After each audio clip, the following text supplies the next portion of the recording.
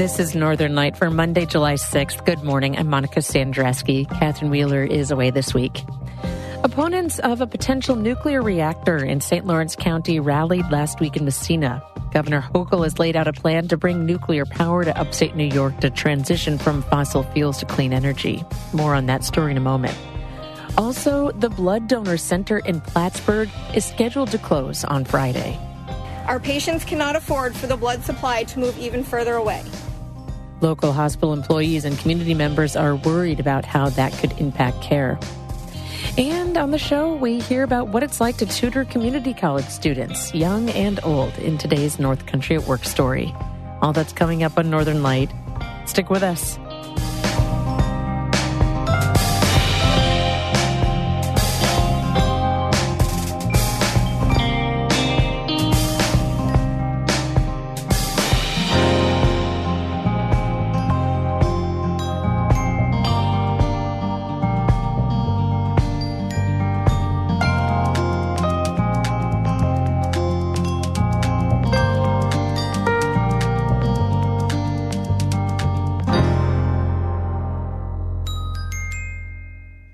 Support for Northern Light here on North Country Public Radio comes from the Adirondack Experience, the museum on Blue Mountain Lake, hosting a variety of creative workshops throughout the 2026 season, including photography and basket making. Details at theadkx.org. And from AJA Architecture and Planning in Glens Falls, providing architecture, planning, and interior design services for residential, commercial, and community spaces throughout the North Country. ajaarchitecture.com.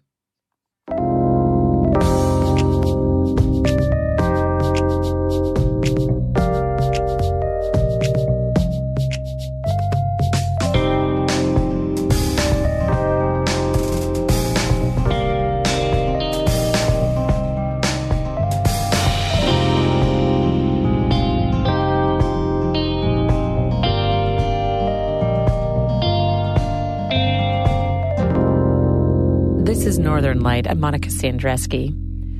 Opponents of a potential new nuclear reactor in St. Lawrence County rallied last week in Massena. Governor Kathy Hochul has laid out a plan to bring 5 gigawatts of nuclear power to upstate New York as a way to transition from fossil fuels to clean energy. Richard Haller reports. A group of people held signs in front of Massena's town hall, launching a campaign that opposes nuclear energy in the North Country. It was part of many rallies that were organized across the state. The campaign's goal is to warn the public about the dangers of nuclear power. Ronnie Sunday, a member of Mohawks United Safety and Health, said at the rally that her people in Akwesasne have been facing industrial development for generations. I stand confidently in my resistance to nuclear energy. 70% of all uranium deposits are found near or on indigenous lands, and many nations are paying the price that uranium is worth in more ways than one. How are we supposed to support nuclear when the legacy impacts are felt across all of Turtle Island? The campaign launched in Massena because the town is currently being considered as a location for one of the state's proposed reactors. Assemblyman Scott Gray has been pushing for it, saying nuclear power will provide a steady source of clean energy and jobs that'll boost the local economy. But critics at the protest said that nuclear power will drive up energy costs and cause environmental damage, including a potential radioactive meltdown. The town is also considering a controversial proposed data center. Suzanne Patnode, a Massena resident, said that both go hand in hand and that the town should instead support renewable energy like solar and wind. Why do we not fund our community first? We could all have green renewable power here in Massena, here in St. Lawrence County, and these companies could pay for it. But instead they want to buy up all of our land and run us out of our own property and our own home instead of making something that's beneficial to us. Governor Hochul says only receptive, welcoming communities will be considered for new nuclear development. Last month, Hochul announced the launch of a new process to study how to build new nuclear in New York. Richard Haller, North Country Public Radio. Assemblyman Robert Smolin will not run to represent New York's 21st congressional district on the Conservative Party line in November. The retired Marine Corps colonel lost the Republican primary to Sticker Mule CEO Anthony Constantino by almost 19 points last month. In a statement, Smolin said he discussed the decision with President Donald Trump. Smolin said he, quote, He's confident in President Trump's vision for this country and energized about keeping NY21 in Republican hands and finding an alternative path to continue public service himself. Constantino will face St. Lawrence County farmer Blake Gendebine for the open congressional seat to represent the North Country. The longtime blood donor center in Plattsburgh is slated to close on Friday. Local hospital employees, elected officials, and community members say it'll be a big loss. As Kara Chapman reports, it's part of a trend of consolidation by regional healthcare systems. Frank Dorrance of Morrisonville has donated platelets at the Adirondack Regional Blood Center for more than 20 years. He goes with his two best friends. Between us, we've given over 700 platelet units, which is equivalent to about 4,200 regular donations that have to get spun down to come up with that many platelets. Dorrance says they like helping people, and the blood center, located right in Plattsburgh, makes donating convenient. The center is operated by Champlain Valley Physicians Hospital. According to its website, it supplies 95% of the blood used at CVPH and supplies several other hospitals in the region. But CVPH plans to close the center on July 10th and shift blood acquisition to the American Red Cross. Center employees were among the more than 140 people laid off last month by University of Vermont Health, of which CVPH is a member. UVM Health is trying to close a $300 million budget gap over the next 3 years. The network expects this latest round of layoffs will save about $9.5 million annually. Currently, the Red Cross's nearest locations that can accept platelet donations are in Burlington and Albany. That could change, but Dorrance says for now, he and his fellow donors can't make that work. We'd be committing a day per donation instead of just taking some time in the early part of the day and being able to have a regular day. That's going to eliminate a lot of people's ability to go ahead and do these platelet red blood cell donations. The impact on local platelet donations was one of many concerns raised at a speak out organized by the New York State Nurses Association union at CVPH last week. The union says more than 1,000 people have signed a petition calling on UVM Health to reverse the decision to close the blood donor center. Blood center nurse Nancy Roberts, who's retiring when it closes, said she and her fellow employees have developed relationships with regular donors over the years. That has allowed us to know who to call when we do have a situation where we are running low on a blood type because of a trauma or a high usage situation. We can call people, they come right in because they know us and they know that the blood is going to be used locally and that it's going to help their neighbors. According to Roberts, CVPH has been providing its own blood for more than 50 years and supplying other hospitals for more than 30. She said she's worried that the lack of a local donor center will mean a delay in getting blood to patients who need it in an emergency, especially at the facilities in Malone, Saranac Lake, Elizabethtown, and Ticonderoga. None of these places are a convenient stop on the Northway. You've got to make sure that you have the blood that you need for these patients, and they may suffer because of that lack of convenience. In a statement, CVPH President Michelle LeBeau said the new collaboration with the Red Cross, quote, helps ensure a dependable blood supply and supports the hospital's long-term financial sustainability. She said when services are available through community partners, duplicating them, quote, diverts valuable expertise away from direct patient care where it is needed most. LeBeau added that each donor center employee who chose to stay with CVPH has found a position. Still, union members and their supporters see the blood center's closure as a pattern by UVM Health of closing healthcare services in the North Country. Candy Saucier is a nurse at Alice Hyde Medical Center in Malone. She said Alice Hyde used to do its own blood screening and typing in-house and maintained a small blood bank of its own. 4 years ago, UVM Health centralized that work at CVPH. In the current system, a courier goes back and forth to Plattsburgh between Malone and Plattsburgh 4 times a day to pick up samples and deliver blood in return. This isn't convenient and it's not fast. Saucier said CVPH had yet to provide details on how that system will change when the blood center closes.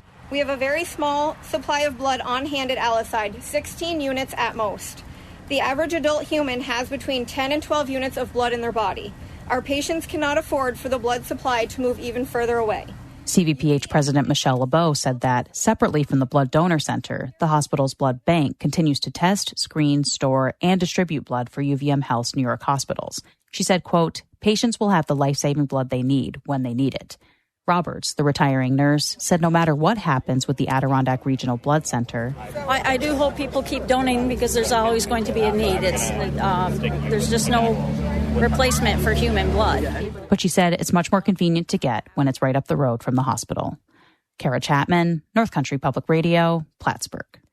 This is NCPR.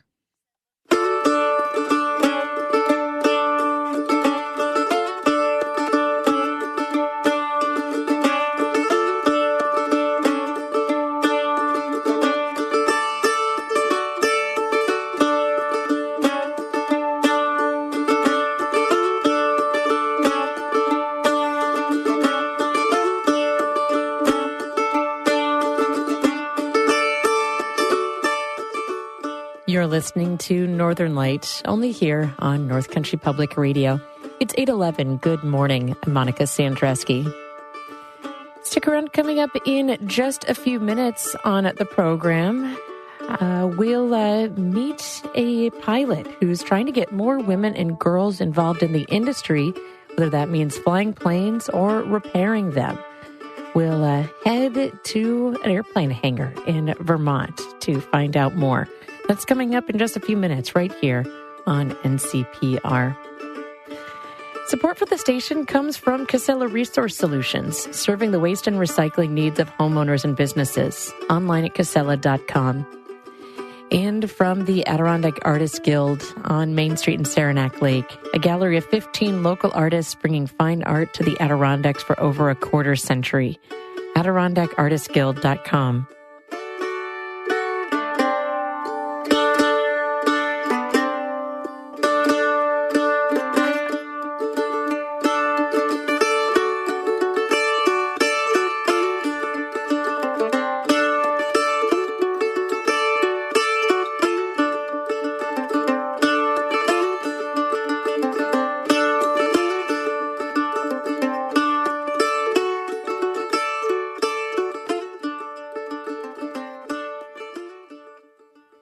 Making it through college can be hard, especially for non-traditional students.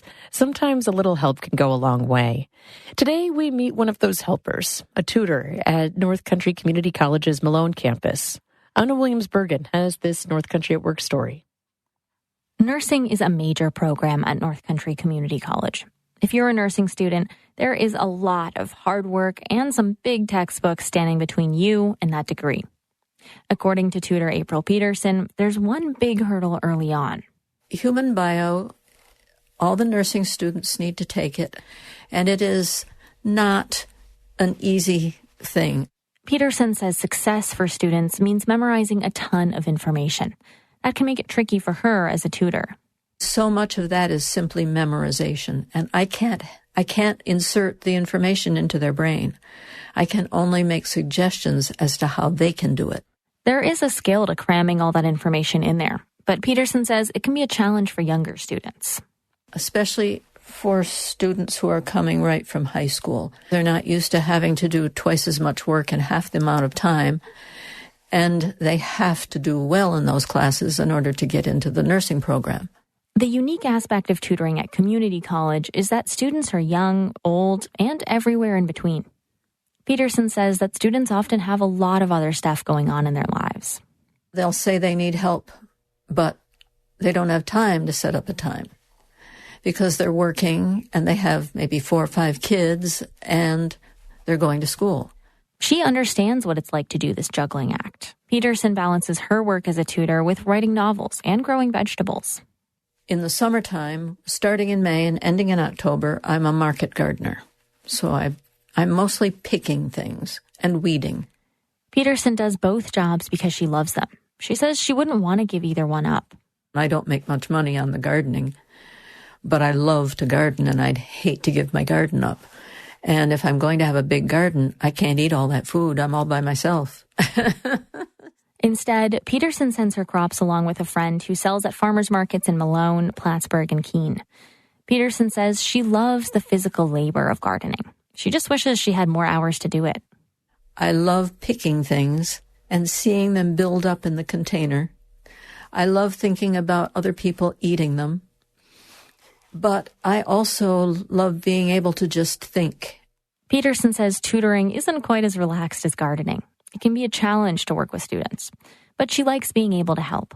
Peterson herself was in her 50s when she went back to school to get her nursing degree. She remembers how steep that learning curve can feel. I had never been online before, and I had to be getting my assignments online and everything. I had no idea. I went to my first class, didn't know I was already supposed to have done an assignment. So it was terrifying.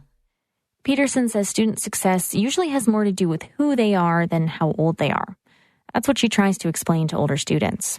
I know a lot of the people that are coming back, and they feel like 10 years out of school is awful, and I was more than 30 years out of school. So I'm sympathetic to that, and there are benefits to being older.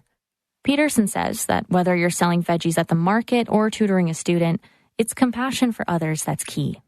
For North Country Public Radio's North Country at Work project, I'm Anna Williams-Bergen in Chateauguay. This story was recorded at a public story collection event in Chateauguay. It's part of North Country at Work, a long-running project of NCPR that collects photos and stories about working life in our region. And you can meet up with the team later this week. Throughout the summer, NCPR's North Country at Work project will be popping up in local communities to hear firsthand from you what it's like to make a living in the North Country. They're headed to Jefferson County next. They'll be at the DePauxville Free Library this Thursday afternoon from 3 to 6 to hear your work stories. To find out more about this event or to check out the collection of stories and photos so far, go to ncpr.org/work, or you can shoot the team an email at work@ncpr.org. Again, they'll be at the DePauxville Free Library this Thursday afternoon from 3 to 6 to hear from you.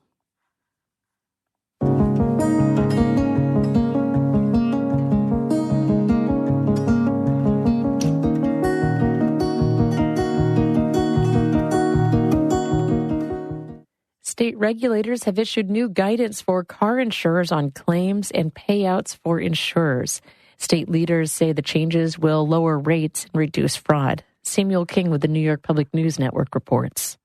The insurance reforms were a key priority of Governor Kathy Hochul during this year's budget negotiations. There are several new rules, including a cap on damages for those engaging in unlawful behavior while driving, and limits on lawsuits for people found at fault in an accident.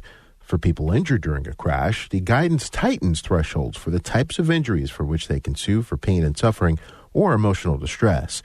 And in the case of staged crashes, the rules allow prosecutors to charge everyone in the vehicle, not just the person behind the wheel. The guidance also requires insurers to get state approval for any rate increases and factor in the savings from all of these reforms when they seek higher rates. In Albany, I'm Samuel King for the New York Public News Network. A 29-year-old driver died after crashing into a guardrail at a speedway on the Tug Hill Plateau. According to state police, Jared McGuire was driving at Adirondack International Speedway in Lewis County last Saturday when he lost control and hit a guardrail. He was pronounced dead at the scene. A 34-year-old passenger, Victor Nunez of Schenectady, suffered minor injuries. He was treated by EMS and released. Police say the cause of the crash remains under investigation. And in North Country baseball, the Malone Border Hounds and the North Country Thunderbirds split their series over the weekend, and the Tupper Lake River Pigs won 2 of their 3-game series against the Saranac Surge. Teams are off today. Malone plays Saranac at Petrova Field tomorrow afternoon. First pitch is at 3 o'clock, and the Thunderbirds play the River Pigs at 7 o'clock tomorrow night in Tupper Lake. This is NCPR.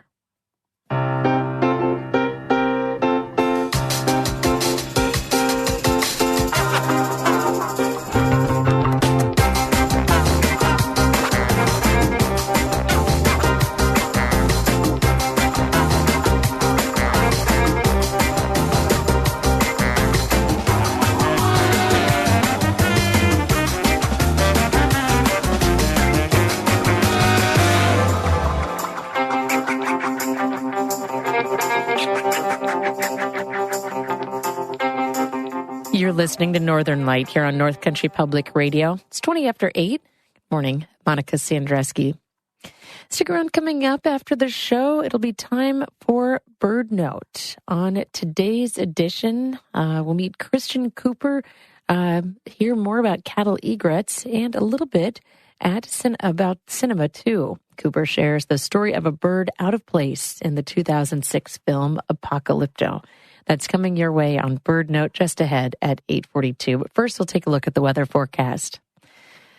Highs today expected to be in the upper 70s to mid-80s under mostly cloudy to partly cloudy skies. An increasing chance of showers overnight tonight and during the day tomorrow. Lows tonight expected to be in the around 60 degrees into the 50s in the high peaks this evening. Tomorrow, a chance of rain showers. Should be sunny, though, in the Champlain Valley. Highs tomorrow expected to be mid-70s to about 80 degrees. At last check, it was 61 degrees in Plattsburgh, 55 degrees in Saranac Lake, 18 degrees in Brockville, 65 in Malone, and 65 degrees in Croghan, too. Women make up just 11% of all registered pilots in the U.S. That's according to the latest data from the Federal Aviation Administration. Beth White is one of those pilots and is trying to get more women and girls involved in the industry, whether that means flying planes or repairing them. After getting her pilot's license, she discovered that she was the only woman with an airplane hangar at the airport in Swanton, Vermont. That sparked an idea which eventually became Habitat for Aviation. The project brings dozens of women from preteens to grandmothers to a hangar each Sunday to learn to build an airplane from the ground up. White spoke with Northward's podcast host, Mitch Tyke. I got my pilot's license about 8 years ago, and I ran into this elder at the airport, and he said, "You know you can work on your own airplane, right?" And I was like, "No, it's an airplane." And he's like, "Pull it into my hangar." And he has become one of my closest, most beloved friends. His name is George Coy, and he's the grandfather of Franklin County. And so I started working with my hands, and then I was able to integrate our fellowship program at Big Picture Learning called Harbor Freight Fellowship Initiative, where you pair a youth with somebody who works in the trades, and after they complete a certain number of hours, they get a scholarship. And essentially what we're doing is we are elevating respect for the trades, for people who love to work with their hands, and rewriting that narrative about trades work. And like any good mentor, George was really encouraging me to keep on with my own flying. So you start off with a private pilot's license, so the next thing you go to is an instrument license, which allows you to fly through the clouds. It's, I think, probably one of the hardest licenses to get. It's extremely technical. You have to use all your instruments.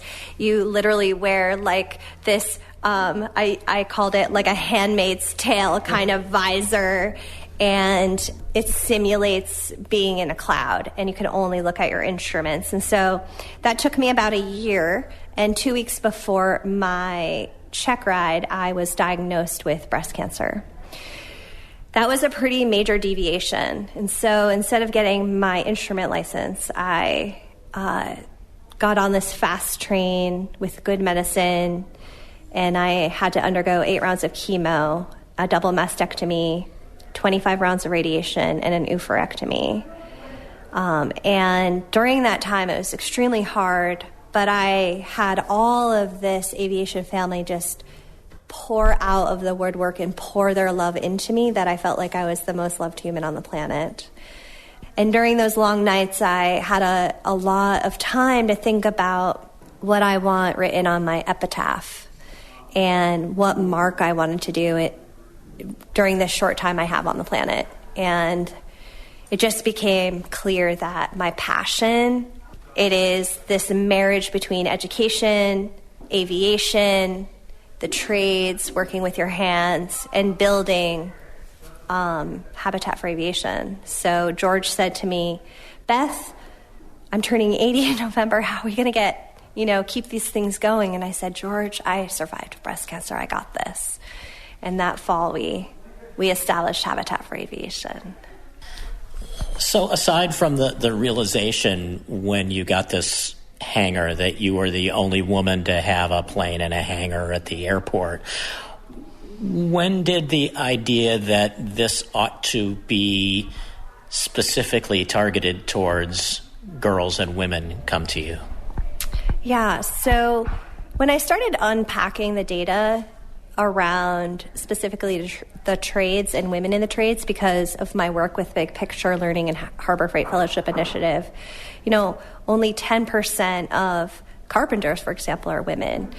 I would say that with only 2.6% of aviation mechanics being women, it just became a stark reality that with all of the shortages that we're about to face or are facing, if anybody's ever taken a flight, a lot of delays because there is so many retirees leaving the industry that, in order to open up the doors to the folks who've been underrepresented in the trades, that we really needed a concerted effort. And what better to sort of introduce and help girls see it to be it than having them engage in a real-world, authentic project that had real ramifications. We're building a real airplane. It's got to be correct. We are going to fly it. And as far as we can tell, we're the first in aviation history to have a multi-generational team of all women doing this work together. So it sort of dawned on me that this would be a great opportunity for women and girls to come together and to experience these successes and to come without any skills or knowledge in a really safe and welcoming space and be able to practice these skills to build relationships with one another and people in the industry and to work on a real project that has a meaning. And so there's meaning and then there's mattering. My boss, Elliot, says you need to have meaning and mattering in order to have really powerful learning experiences. And in this hangar, everybody matters. And I tell them constantly, you are necessary and we care. And we're sort of starting to identify and then break down certain barriers that have traditionally kept folks, especially women, from entering these fields. Beth White is the founder of Habitat for Aviation in Swanton, Vermont. She spoke with Mitch Teich for NCPR's Northwards podcast. You can find that anywhere you get your podcasts.